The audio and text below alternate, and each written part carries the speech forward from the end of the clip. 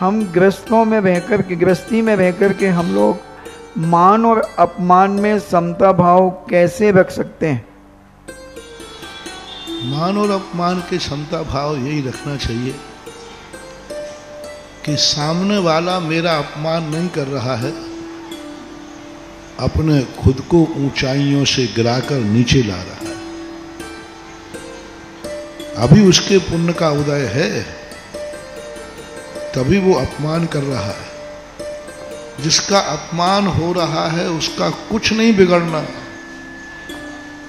जितना जितना तुम्हारा अपमान होगा और तुम समता भाव रखोगे तो तुम्हारा मान सम्मान और बढ़ेगा।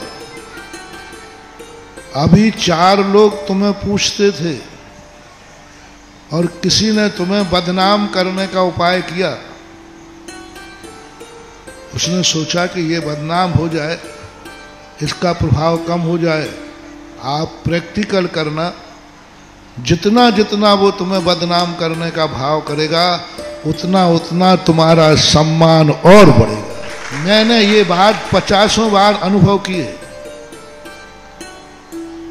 मैं खुद अनुभव करता हूं। जब जब कोई व्यक्ति अपमान करे, अपवाद करे, उसके बाद जो सम्मान होता है वो सम्मान अद्भुत होता है।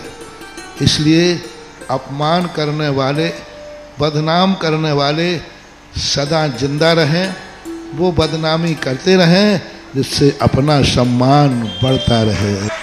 हाँ, ये कर्म का सिद्धांत है।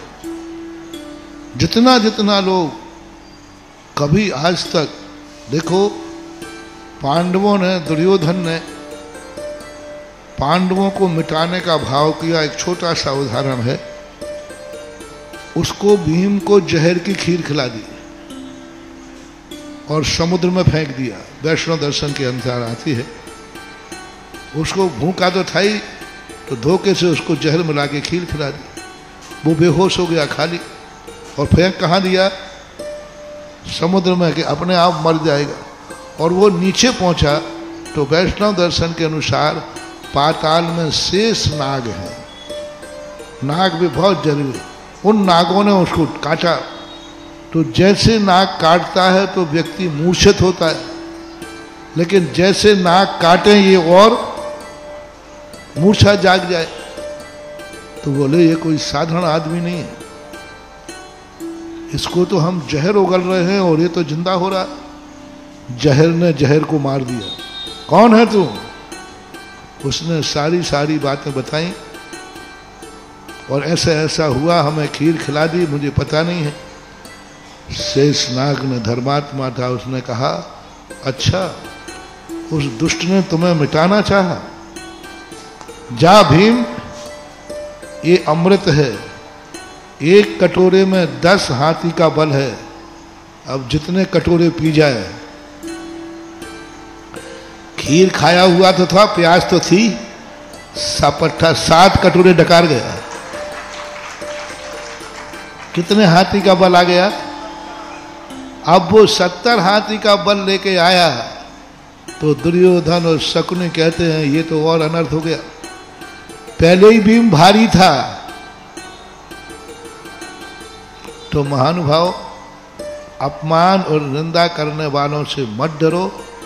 बस तुम अपनी शक्ति, तुम अपना उपादान मजबूत रखो, तुम्हें वो अमृत के कटोरे पिलाएगा और तुम्हारी शक्ति और महान बढ़ेगा।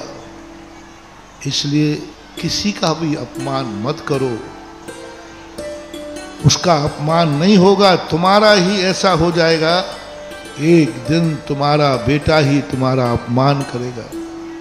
तुम्हारी किस्मत खुद तुम्हारा अपमान करा देगी। इसलिए मान और अपमान में क्षमता रखने का ऐसे ही एक चिंतन करना चाहिए। शास्त्रों की कथाओं को पढ़ना चाहिए।